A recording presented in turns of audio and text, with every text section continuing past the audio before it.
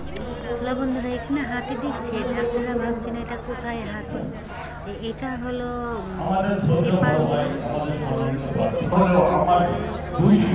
পেপারমিল উচ্চ বিদ্যালয়। এটা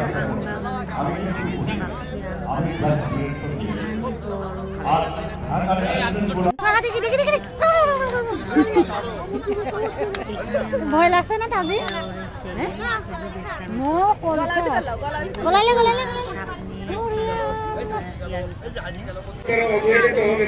অসম্মানিত এই ধরনের একটা পাচ্ছি সারা বাংলাদেশে আমরা অবস্থান তৈরি করবো। সারা বাংলাদেশটা যে লক্ষ্য নিয়ে মুক্তিযুদ্ধে অংশগ্রহণ করেছিল দেশের মানুষ লক্ষ্য।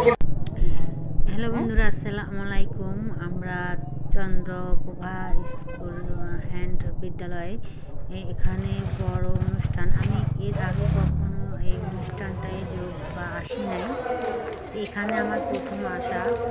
এখানে আমরা কজন আসছি, এখানে পেপারমিল। এর আগে আমরা অনেকবার এখানে ফুটবল খেলা দেখতে আসছি। এখানে বড় বড় অনুষ্ঠান হয়। আমরা এখানে চলে আসলাম, আসে সামনেই দেখছি অনেক মানুষ। আর সামনে দেখতে আমার যাও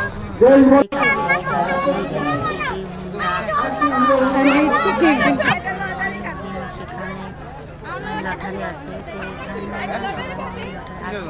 পুরোনো গাছ। আর এখানে এই সাইডে ধরেন বিভিন্ন এখানে বড় অনুষ্ঠান করছে। তা আমার আলিপ তো যে জিলাপি দেখে লোক সামলাতে পারছে না, 10 টাকা চাচ্ছি ওখানে। আমরা এখন অনুষ্ঠান হইতে বেরিয়ে গেছে, একটু বেড়াই নিচ্ছি।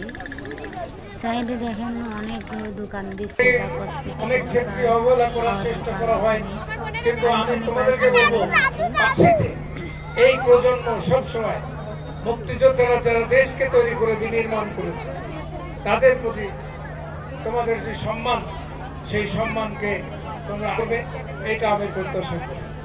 আর আমরা একটা সুন্দর 1957 সালে আপনারা বাকি পর্ব দেখবেন দ্বিতীয় পার্টে। এটুকু আপনাদের জন্য রইল।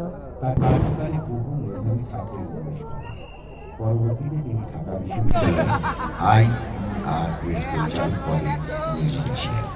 1961 সালে প্রধান শিক্ষক পদে আসেন। আমাদের স্কুলের একটা ঘটনা, চন্দ্রপ্রভা বিদ্যাপীঠের শিক্ষার মান ছিল অসাধারণ। এই প্রতিষ্ঠানের খ্যাতি এতটাই সুপ্রসিদ্ধ ছিল যে দূর দূরান্তের ছাত্ররাও এখানে পড়তে আসতেন। 1971 মুক্তিযুদ্ধের বছর, দেশকে শত্রুমুক্ত করার প্রতিজ্ঞায় শুরু হয় মুক্তিযুদ্ধ। তখন স্কুলের প্রধান শিক্ষক ছিলেন ফয়জল আলী।